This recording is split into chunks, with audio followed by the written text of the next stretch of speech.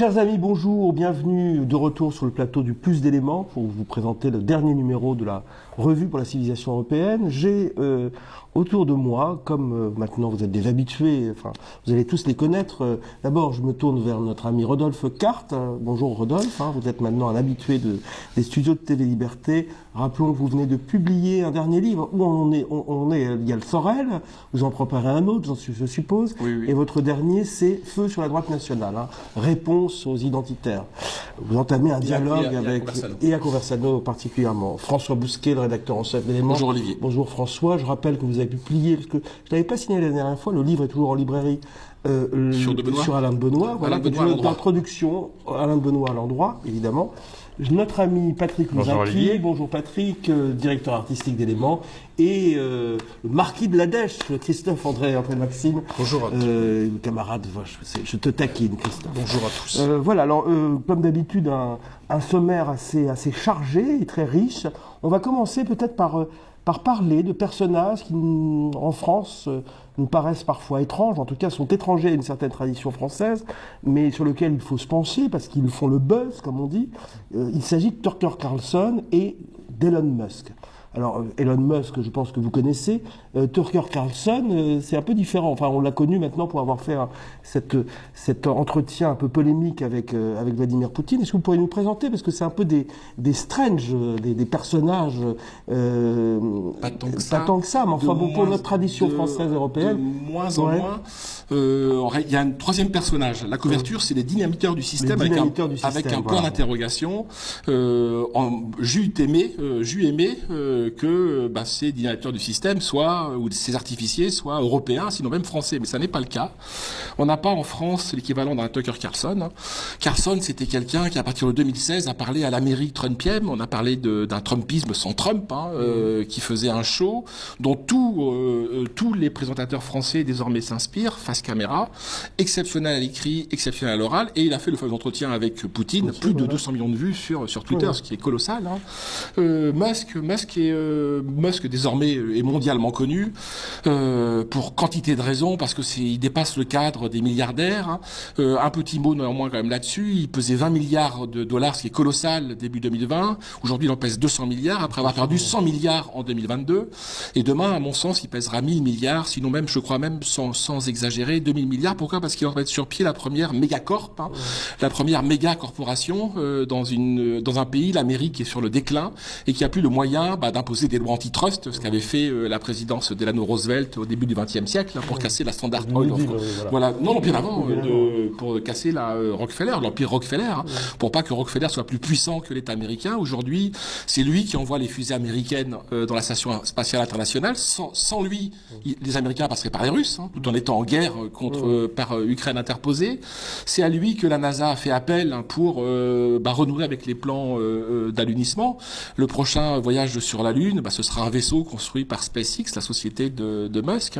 Mais il est intéressant pour nous en tant que dynamiteur parce qu'il est anti-woke. Il a dit que le wokisme est le principal virus qui met en péril l'humanité. Il est anti-migrant. Il a pris des positions... Anti-immigration ou anti-migrant? Il est anti-migrant. Non, alors il est pour l'immigration choisie, il est américain, d'origine sud-africaine, de travail. Mais néanmoins, il a pris à partie la ministre des Affaires étrangères allemande, dans des termes que n'aurait pas désavoué Jean Raspail. Vous parlez, là on parle d'une invasion, dit-il sur Twitter.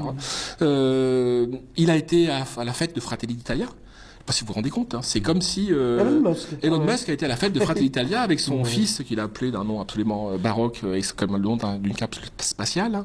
Donc c'est quelqu'un qui prend beaucoup de risques politiquement. On en fait un portrait contrasté parce que il a également toute une part d'ombre. Humaniste, libertarien. Il y a des qualités dans le libertarisme. Je pense qu'il est plus libertaire. Je pense qu'il est plus libertaire que libertarien. La preuve en est par ses positions assez populistes, résolument même populistes sur l'immigration, le wokisme, la question du genre. Il passe son temps à se moquer des pronoms dégenrés, du IEL, les YEL. Et le troisième personnage, c'est Trump. Mais Trump est là parce que derrière il y a un électorat. Donc c'était l'occasion pour nous à Éléments, qui avons toujours pris des positions très critiques vis-à-vis de de l'Amérique, hein, de défendre une sorte d'Amérique une autre Amérique. On a vu d'ailleurs consacré, hein, il y a un numéro, je me souviens, il y a une vingtaine d'années, l'Amérique qu'on aime. L'Amérique qu'on aime, c'était le cinéma, c'était la littérature, c'était un truc assez parisien, à mon sens. Hein. Et plutôt Germano Pratin. Je le dis exprès parce que le dossier va créer, par définition, un peu de polémique au sein de la rédaction d'Éléments. Donc là, moi, j'ai pas voulu que ce soit un dossier Germano Pratin. Et ces trois personnages-là... Vous aimez l'Amérique des rednecks aussi. Non seulement des rednecks, mais j'aime également l'Amérique, qui est celle de Tucker Carlson, de Trump, hein, mais plus encore de Musk, hein, qui est très très anti néoconservatrice, hein, qui sur l'Ukraine a des positions. Tucker Carlson est contre l'engagement américain otanien en Ukraine. Hein. Musk n'a pas prêté ses satellites pour que la flotte ukrainienne, que l'aviation ukrainienne attaque, ou les bombardements ukrainiens attaquent le port d'Odessa. Il a des satellites qui étaient à disposition. Et Trump veut retirer les soldats. Donc ce sont en réalité des gens qui sont contre l'État profond américain. C'est ça qui les rend intéressants. Ils sont contre la mécanique des faucons, des néocons, qui aujourd'hui est dominante non seulement à Washington, mais aussi à Paris, mais aussi à Berlin. Avec la personnalité de Raphaël Glucksmann, dont on pourra parler. De quantité d'autres. Hein. Donc on a voulu faire rendre une sorte d'hommage paradoxal, hein, à une sorte de contre-Amérique. Hein. Je le redis, hein, évidemment qu'Élément n'épouse absolument pas le point de vue de Jean-Marie Colombani qui disait après le 11 septembre nous sommes tous américains. En aucun cas nous sommes américains, surtout à Élément. Encore que nous le sommes, parce que si on est tellement dominé mentalement par l'Amérique et économiquement qu'on est américain en ce sens que l'extraterritorialité du droit américain fait que nous sommes soumis à une sorte d'impôt révolutionnaire, comme on dit en Corse. Hein. Donc non, en aucun cas nous sommes américains, mais de fait, et on en parlera, je l'espère, cette défaite de l'Occident dont parlait Emmanuel Todd est aussi une défaite de l'Europe. Hein. L'Europe n'est pas capable de mettre vis-à-vis d'un Musk, hein, vis-à-vis des start-up, j'y peux rien, californiennes sur l'intelligence artificielle. Hein. Nous, on ne sait faire que légiférer. L'UE ne sait faire que légiférer pour interdire. Hein. De fait, on est dépassé par des modèles américains, chinois, russes. Donc c'est pour ça qu'on a fait ce dossier. Pour finir sur l'excellent article de François sur ce personnage Elon, un paradoxe dans le paradoxe d'Elon Musk qui tient autant, comme tu finis, du Néo que du Noé. C'est ça. C'est un lecteur, en fait, c'est un très grand lecteur. Il ne jure ce paradoxe immense que par le livre. Il s'est façonné aussi, cet homme d'écran et ce cyborg, il est même par sa mâchoire et ses yeux, je pense d'ailleurs comme tous les gens de la Silicon Valley, leurs gamins ne vont pas sur les écrans. Hein.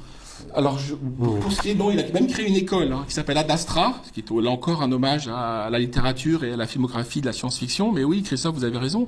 C'est un gars qui a lu 2 livres par jour pendant 10 ans. Et quand on lui demande pourquoi vous avez fait SpaceX, pourquoi aller sur Mars, pourquoi des voitures, etc. Des rêves d'enfant, des rêves de lecteur. Bien sûr, mais parce qu'il dit, j'ai lu. Voilà, j'ai lu Nietzsche, il n'est pas nietzschéen pour autant. Il a lu toutes sortes de littérature. Hein. Il a une bizarrerie. Moi, je pense que à Élément, ça surprend qu'on dise ça. Mais à chaque lancement de SpaceX, hein, alors ces fusées désormais marchent du feu de Dieu, ces vaisseaux marchent pas encore. Hein. Les 2 premiers lancements ont échoué, mais le 3e ou le 4e va marcher. Il y a une foule de gens qui sont devant le Napoléon de l'espace. Hein. Alors bon, oui, il est fascinant parce que il crée vraiment. Moi, je suis un fou de SF, hein, et dans la littérature cyberpunk, et on le voit dans Blade Runner, le film, pas le livre. Hein, il y a la Tyrell Corporation. Hein, dans la cyberpunk, on parle de méga corporations. Ce sont des méga sociétés qui sont plus grosses que les États, ce qui est très inquiétant pour nous. Ce sont les nouveaux empereurs. J'en parle. C'est une nouvelle féodalité. Il y a toute une littérature plutôt à gauche, très intéressante, critique sur la Silicon Valley, qui l'aborde comme une sorte de cyber-féodalisme, hein, de techno-féodalisme. Hein. L'Amérique s'effondre, l'Occident s'effondre, mais pas l'extrême Occident. C'est-à-dire que la pointe la plus avancée de l'Amérique, hein, qui est vraiment le pays de la frontière, l'Amérique avec un F majuscule, hein, depuis toujours, hein, qui attire nos savants, qui les aspire. C'est pour les balancer en Californie. De la Californie, on va se projeter dans l'espace. Hein. Il faut savoir que Elon Musk n'est pas américain au départ. Il est Sudaf, et ce qui va être intéressant dans la prochaine élection américaine par rapport au premier mandat si Trump est réélu et élu, pour une deuxième fois, c'est que là, Trump a mis la main mise sur le Parti républicain. Ouais. C'est-à-dire que il a éliminé tous ses adversaires, là, oui, c'est vrai. Tous ses adversaires sont éliminés, la Cour suprême est plutôt de son côté, etc. Donc il va pouvoir vraiment... Il pense sincèrement qu'à son premier mandat, en fait, le système américain l'a bloqué. Donc des gens comme Elon Musk et tous ces gens-là sont en train, effectivement, l'État américain aujourd'hui est dans un état, c'est catastrophique. Hein, il y a quasiment plus d'État américain. Donc est-ce qu'il va pas avoir quelque chose qui va se former, autre chose? Et surtout que si Trump ne réussit pas son mandat, on peut se retrouver demain dans une guerre ethnique ou civile. Hein. Il y a une partie des petits blancs qui considèrent Trump comme leur dieu, leur dieu vivant. Une radicalisation en face. Et il peut avoir une radicalisation. Bien sûr. Si vous me permettez, Patrick a raison. On fait un papier sur Trump pour montrer précisément que ça a été un échec majeur sa présidence pendant 4 ans, parce qu'il avait l'État profond contre lui. Il avait la Maison Blanche contre lui. À la fin, le Conseil de sécurité nationale retoquait toutes ces mesures. Le Conseil, y compris d'ailleurs des gens proches de lui comme Bolton. Les premiers proches ont été écartés, et puis après, même après l'appareil, c'est l'appareil républicain ou l'appareil d'État, amender toutes ces mesures. Donc il ne faut pas qu'il refasse les mêmes erreurs si toutefois il devait... Mais simplement, il a 92 chefs d'inculpation sur le dos. Vous vous rendez compte? 92. Ça, c'est la pléthore américaine. Alors évidemment, c'est le système juridique américain, mais il est difficile après ça de dire qu'il n'y a pas une forme de persécution et de harcèlement. Voilà. Et la conclusion du papier, c'est que l'Amérique joue avec le feu. Il y a une fracturation qui est en train d'arriver ici, puisque notre correspondant parle d'anarcho-tyrannie. Hein. J'aime beaucoup ce terme-là, qui a été popularisé en France par notre ami Jean-Yves Le Gallou et qui est vraiment, je trouve, essentiel ce terme pour saisir la nature nouvelle d'un certain nombre de démocraties occidentales. On le voit en France, on le voit en France où la génération identitaire vient de subir des gardes à vue absolument délirantes, hein, avec des condamnations qui se précisent. Donc en gros, la narco-tyrannie, c'est qu'on punit très sévèrement le citoyen lambda et on laisse faire des racailles. Voilà. Alors on va passer peut-être à un autre sujet. On va prendre notre parachute pour sortir de la fusée SpaceX et redescendre sur les terres françaises et parler de nos amis paysans et de nos frères même paysans, parce qu'on a tendance à les oublier et à penser que ce sont des gens, en tout cas pour beaucoup d'entre nous, nous ne fréquentons pas de paysans quand on est un urbain. On a pourtant tous des ancêtres paysans. Il y a eu cette révolte récemment. On a parlé de jacquerie. Est-ce que ça a été plus qu'une jacquerie? Est-ce que cette révolte continue, parce qu'elle est sortie un peu des radars médiatiques? Qu'est-ce que vous en pensez? Oui, vous avez raison. Il y a un point, c'est que souvent on avait dans nos ancêtres, dans nos parents proches, entre guillemets, comme nos grands-parents, un paysan ou un ancêtre paysan. Aujourd'hui, c'est vrai qu'avec le modèle métropolitain et la disparition au fur et à mesure de la part paysanne dans la population française, tout cela s'éloigne. Et pourtant, la France, justement, s'est constituée, notamment au moment du 19e siècle, sur une paysannerie. C'est les travaux du sociologue Henri Mandras qui a bien expliqué la fin de la disparition de ce monde paysan. Et on avait déjà évoqué dans des émissions, je me souviens quelques mois auparavant, déjà les révoltes qu'on avait eues chez les viticoles, où vous savez, il y avait eu l'arrestation, voilà exactement, des actions assez violentes, assez intéressantes, illégales, où on arrêtait les marchandises espagnoles et ce genre de choses. Et donc oui, c'était comment dire, l'annonce de ce mouvement, alors bon, qui, comme d'habitude, comme tous les mouvements sociaux aujourd'hui en France, a été, comment dire, digéré par les organes institutionnels qui sont les syndicats. Là, on a donc la FNSEA, mais on a exactement la même chose du côté social avec la CGT. Mais par contre, là aussi où ça nous met quelque part, ça doit un peu nous choquer, c'est que oui, on voit vraiment la disparition d'un ancien monde. C'est vraiment l'ancien monde sédentaire, terrien, enraciné, pour passer justement sur le modèle des fermes aux 1000 vaches. Guillaume Travers avait déjà fait un article il y a quelques numéros justement sur ces multinationales qui faisaient une prédation sur les lots. Et justement, ce qui est intéressant, c'est que la paysannerie française avait conservé cette tradition des petites propriétés. Au 19e siècle, il y a David Todd, le fils d'Emmanuel, qui avait bien montré qu'au sein de la société française, il y avait eu ce débat politique mais aussi économique entre les libre-échangistes et les protectionnistes. Et le modèle qui avait été conservé en France, c'était celui de la petite propriété. C'est vraiment de la multiplication de la petite propriété contre le modèle, on va dire, anglo-saxon des grandes propriétés et des consommateurs. Et aujourd'hui, mine de rien, on voit que là, une fois de plus, comme sur le sujet géopolitique, petit à petit, on a un alignement des pays latins qui perdent leur identité. Et là, le cas de la paysannerie a été, à mon avis, assez assez probant justement pour montrer que là aussi les Français deviennent une fois de plus des Américains comme les autres, des Anglo-Saxons comme les autres. Et cette opposition terre-mer a toujours été aussi une tradition forte au sein de la nouvelle droite. On a toujours défendu le modèle terrien, enraciné, de l'aristocratie, de la paysannerie. Là aujourd'hui on voit qu'on commence à être balayé, même sur ce domaine-là qui est assez spécifique, qui est celui de la paysannerie. Merci. Sur la question des paysans, j'aimerais quand même noter pour nos téléspectateurs, pour nos auditeurs, que nous avons la chance d'avoir dans notre rédaction un Daoud Bourrezala. C'est peut-être une nouveauté depuis quelques années, et d'avoir des grandes enquêtes de terrain, puisque Daoud, dans ce numéro, est parti à la rencontre des paysans de Loir-et-Cher, notamment, autour aussi de Salbris, avec le maire, etc. Donc voilà, et on pourrait peut-être passer, parce que j'ai eu, François, moi, l'honneur maintenant de parler aussi d'art contemporain avec Aude de Queyros. Alors dis-moi, François, voilà. On va peut-être échanger un peu nos... Voilà, échanger les rôles. On fait un très grand entretien avec Aude de Queyros, que nous suivons depuis, je pense, dans l'élément, depuis une bonne dizaine d'années. Aude de Queyros a énormément travaillé, c'est une artiste, mais c'est aussi un auteur, beaucoup travaillé sur l'art contemporain, le marché de l'art contemporain, qu'elle appelle AC avec majuscule, l'art contemporain financiarisé. Et depuis très longtemps, elle ambitionnait de faire un livre sur l'art caché. Ce qu'on appelle les dissidents de l'art contemporain. Et c'est sur quoi vous l'avez rencontré, Olivier? Alors, j'ai rencontré Aude de Queyros à plusieurs reprises, puisque je la connais depuis assez longtemps, mais je l'ai recroisée, et puis ce livre sur les dissidents de l'art contemporain est paru, et ça m'a immédiatement donné envie de l'interroger. Ce qui est intéressant, c'est qu'il y a une nouvelle situation aujourd'hui de ces dissidents de l'art contemporain. Dans les années 80 et 90, l'État, les marchés financiers, et en France, l'État, imposaient vraiment cet art conceptuel, cet art du rien, qui au fond d'ailleurs ne sont des gens qui ne font que répéter de manière très routinière les provocations de Duchamp ou d'un Joseph Beuys dans les années 70. Et il y avait pourtant cet art caché qui continuait, grâce à quelques galeries, quelques collectionneurs, à exister. Je parlerai tout à l'heure, je pense d'un artiste vivant très important qui s'appelle Pascal Vinardel, mais il y en a d'autres, François Legrand, d'autres qu'on a souvent parfois en province, dont je ne connais pas forcément les noms. Et avec l'émergence d'Internet, c'est pas le paradoxe d'ailleurs, Internet a permis, notamment avec des sites, avec les réseaux sociaux, de diffuser cet art qui avant était même étouffé par les médias, puisque que ce soit dans l'IB, dans Le Monde, dans la grande presse, y compris même malheureusement dans le Figaro, on ne parlait pas de ces artistes vivants.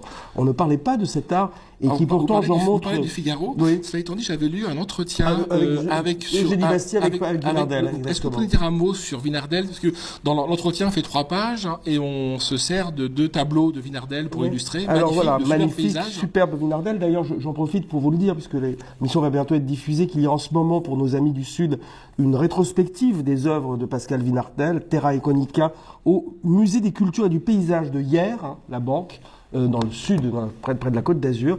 Moi, sincèrement, je pense que Vinardel est l'un de nos grands peintres. C'est une peinture intemporelle qu'on pourrait placer certains disent entre Giorgio Chirico et Balthus, mais enfin, on reconnaît immédiatement, les comparaisons ont des limites, évidemment. Je pense que Vinardel a son style à lui. C'est une peinture un peu mélancolique, aussi nostalgique. C'est des paradis perdus. Chaque tableau de Vinardel nous renvoie aussi à ces paradis perdus qui sont des villes comme ça, imaginaires, un peu de Méditerranée. Et Pascal Vinardel, pour le situer un peu, a été très lié à un essayiste qui a compté pour certains d'entre nous, qui est Jaime Samprin, qui était le fondateur de l'Encyclopédie des nuisances et qui avait cette formule pour parler de l'art d'aujourd'hui: quand c'est contemporain, ce n'est pas de l'art, et quand c'est de l'art, ce n'est pas contemporain. J'engage vraiment nos amis d'abord à lire l'entretien, évidemment, avec Aude de Queyros, se procurer évidemment le livre d'Aude de Queyros, qui est un livre important, qui fait le point, et je crois qu'elle va continuer d'ailleurs dans cette lignée à nous révéler ces artistes méconnus, ces dissidents, et puis simplement aussi pour nos amis qui habitent la province, puisqu'il faut remercier quand même les galeries de province. Nous sommes dans un pays centralisé, mais s'il y a une résistance à lasser à cet art conceptuel officiel, à cet art pompier, à ce néo-pompierisme conceptuel, eh bien c'est souvent en province, que ce soit à Angers, moi j'habite Chartres, ou dans des villes du Sud. On sera tout.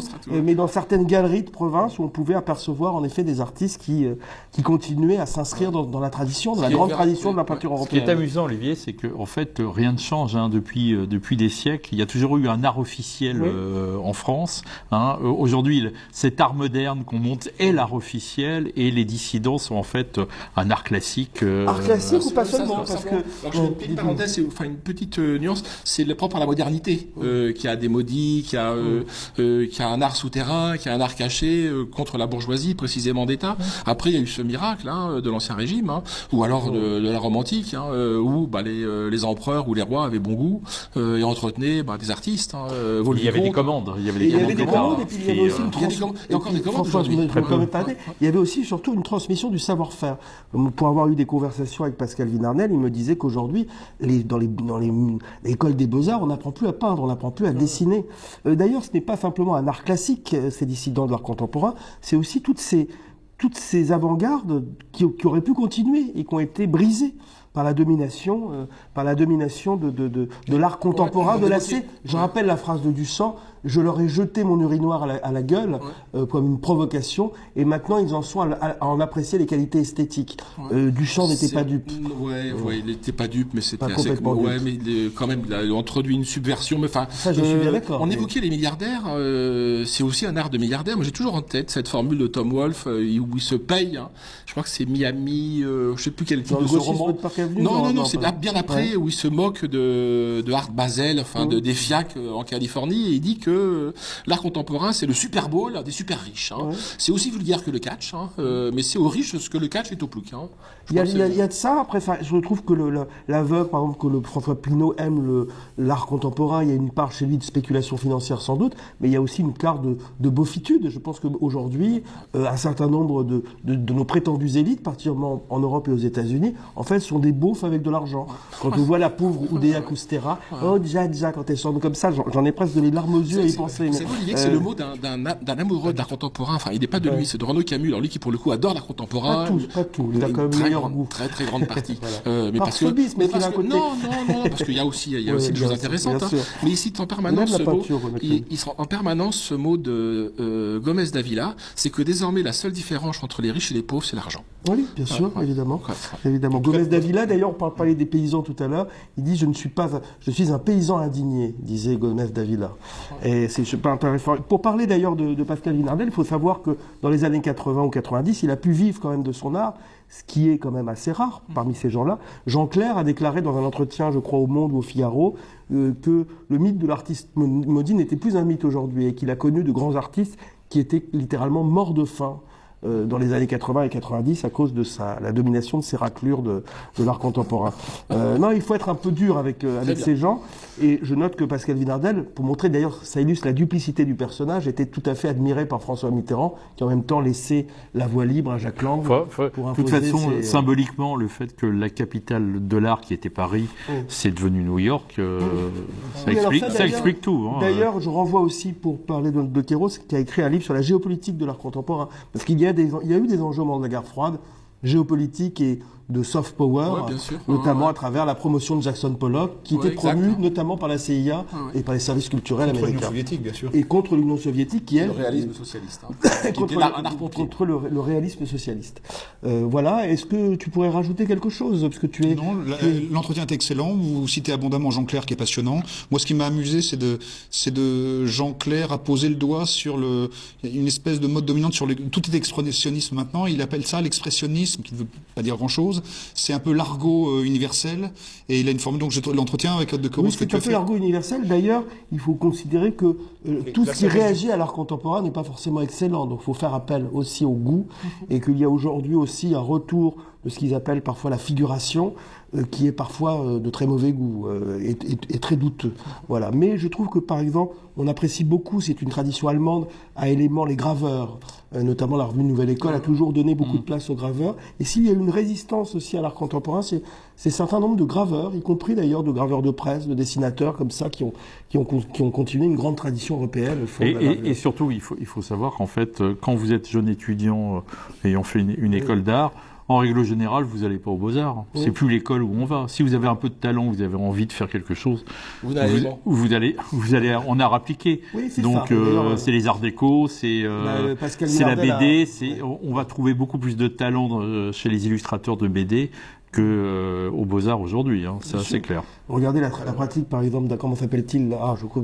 Je perds la mémoire en ce moment. La grande bande dessinée française, dessinateur d'origine yougoslave, dont je me rappelle plus le nom. Enki Bilal. Enki Bilal, voilà, Enki Bilal, à certains égards, est un artiste, c'est un peintre aussi. Ah bah aujourd'hui, vous avez plus de chances dans les enchères vaut mieux s'acheter du Enki Bilal que vous achetez de l'art contemporain, ça c'est clair. Oui. Si vous voulez faire du placement. Hein. Oui, bien sûr. Voilà. Je rappelle encore une fois l'exposition de Pascal Vinardel au musée de Hyères, au musée des cultures du paysage.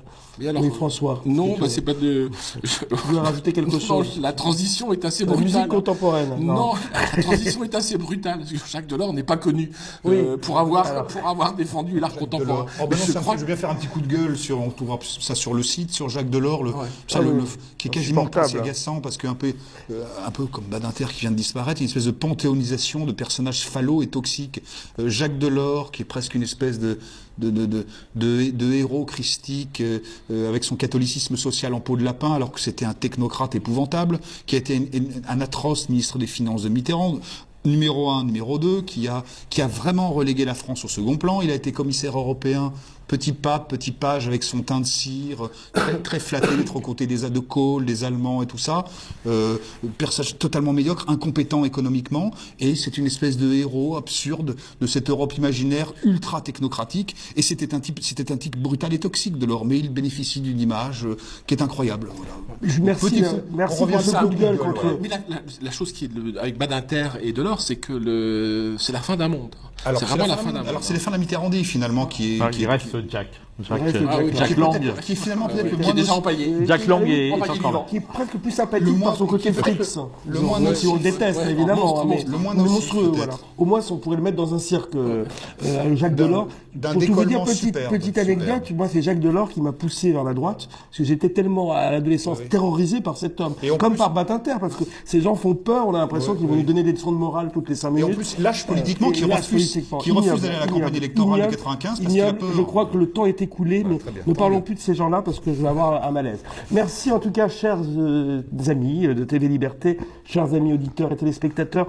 Je vous retrouve dans 2 mois, lors de la parution du prochain numéro d'Éléments. D'ici là, vous aurez le plaisir d'entendre Patrick Luzinski dans cette année-là. Merci à vous.